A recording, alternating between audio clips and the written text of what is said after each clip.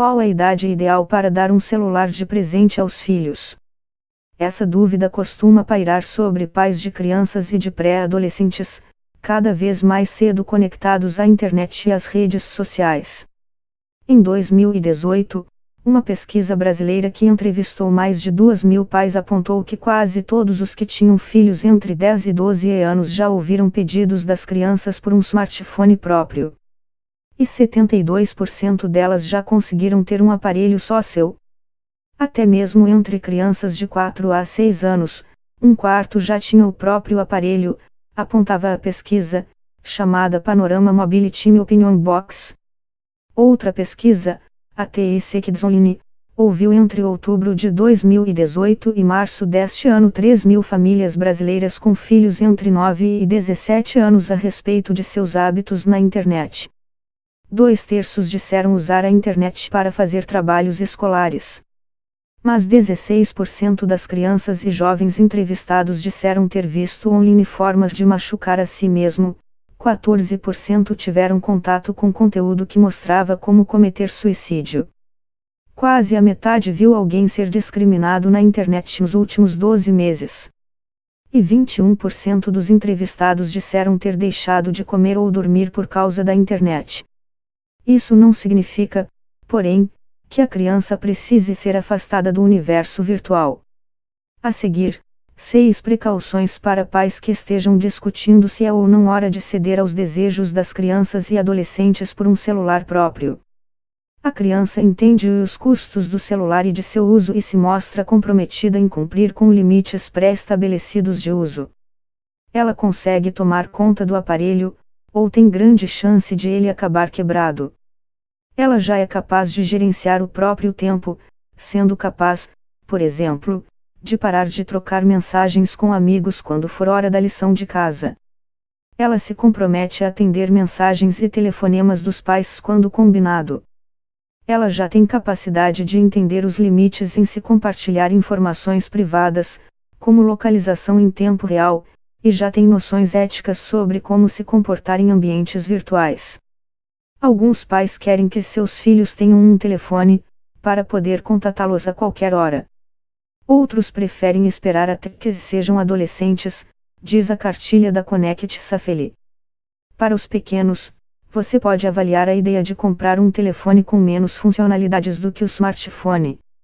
Embora eles permitam a troca de mensagens, servem principalmente para apenas telefonar. As crianças não conseguirão baixar apps de terceiros, alguns não têm câmeras e são mais baratos. Dito isso, é bom lembrar que antes dos 7 ou 8 anos as crianças ainda têm muita dificuldade em entender que o celular é mais do que um brinquedo e a ter autocontrole sobre o tempo ligado na tela, afirma a pediatra Evelyn Eisenstein, professora associada da UERJ e que ajudou a elaborar o Manual Saúde de Crianças e Adolescentes na Era Digital, da Sociedade Brasileira de Pediatria. Mesmo com crianças que já demonstrem sinais de maturidade, é importante fazer combinados prévios e monitorar o tempo de tela, principalmente com as crianças menores. Recomendações médicas internacionais sugerem que, até os 2 anos, o tempo das crianças diante das telas deve ser 0, por causa dos excessos de estímulos visuais, auditivos e da importância, ainda maior nessa etapa, de atividades concretas. Isso porque alguns apps e jogos são feitos justamente para estimular esse uso constante, e até mesmo adultos têm dificuldade em dosar o tempo que ficam na tela, diz Rodrigo Nejum, da ONG Safernet. Precisamos aprender a controlar o próprio uso das telas e a nos desconectar. É bom, também, combinar de antemão que nem todo o tempo livre deve ser passado diante do celular, e que há momentos, como as refeições, em que devemos nos desconectar. Se todo o tempo livre está no digital, significa que ele não estará na leitura ou mesmo no ócio, que é algo importante para crianças, afirma Nejum. E no fim de semana, dá para deixar as crianças ficarem mais tempo plugadas. Em teoria sim, diz Eisenstein, mas tão importante quanto controlar o tempo é garantir que não haja prejuízo nas atividades cotidianas, ou seja, que o celular não atrapalhe o tempo de sono. A recomendação para crianças é de pelo menos 9 horas de descanso, de atividades físicas, de estudos e de momentos em família e na natureza. Se essa dosagem começar cedo, é maior a chance de que as crianças alcancem a adolescência sabendo fazer um uso qualificado no celular e com bons modos digitais para a vida, opina Rodrigo Nejum. Esse adolescente terá mais capacidade de equilibrar liberdade com responsabilidade e de assumir combinados. Os especialistas recomendam um esforço dos pais para acompanhar de perto o tipo de uso que as crianças fazem do celular, principalmente se ele estiver conectado à internet. Os pais têm a responsabilidade civil, legal e moral sobre o comportamento dos filhos online e precisam saber o que eles andam fazendo na internet. É a mesma ideia de que não deixamos crianças pequenas sozinhas em uma praça pública, afirma Eisenstein.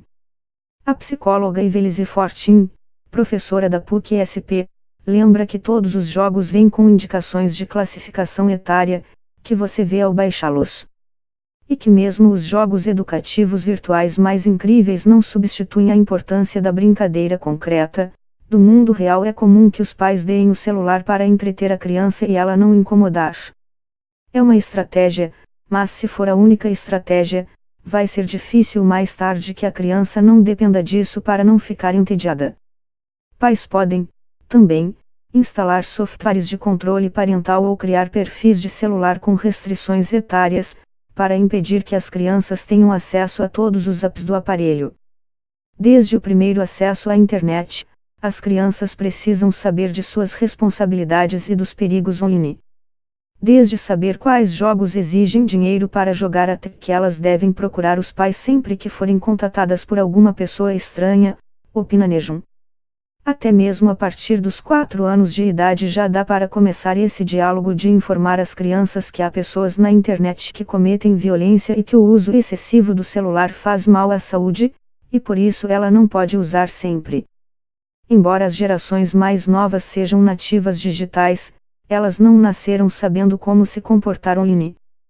Cabe à família discutir que tipo de informação pode ser compartilhada na internet e como se manifestar de modo respeitoso em conversas virtuais, evitando bullying e ofensas.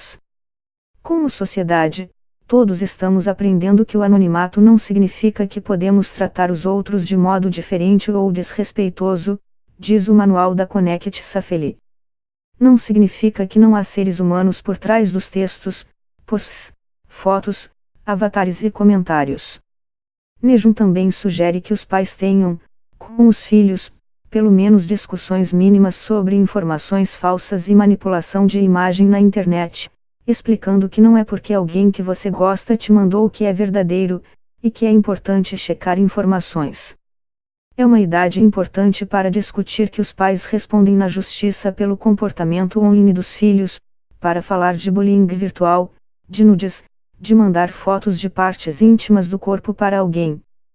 E lembrar que nada dá a ninguém o direito de expor as partes íntimas de outra pessoa. Vazamento de nudes é um ato criminoso, diz o integrante à Safernet. Se você achar que seu filho ainda é muito novo para ter essas conversas, talvez não seja a hora de ter um celular ainda. Cada família terá que avaliar seus critérios. Fortin, da PUC-SP, diz que observar o comportamento digital dos jovens também pode dar pistas sobre a saúde mental deles. Vemos ainda poucos jovens que são de fato viciados em videogames, por exemplo. E quando tem uso excessivo em geral tem outro problema por trás, em que ele não quer pensar, desde timidez ou bullying ou algum problema familiar. Nejum desaconselha. Não acho bom instalar programas espiões nos celulares adolescentes. A ideia é, será que é pedagógico ficar espiando o que ele está fazendo? O que isso ensina? É também uma quebra de vínculo de confiança, da capacidade de diálogo. A discussão sobre a vida digital das crianças é uma boa oportunidade para os próprios pais refletirem se eles mesmos são bons exemplos de equilíbrio. A família pode estabelecer, de comum acordo, quais são os limites de uso para todo mundo. Algumas sugestões dos especialistas: criar momentos em que todos se comprometam a ficar offline e vetar os celulares durante as refeições, antes de dormir e durante a noite para evitar que aquele despertar rápido para o xixi da madrugada se converta em horas insones diante do smartphone.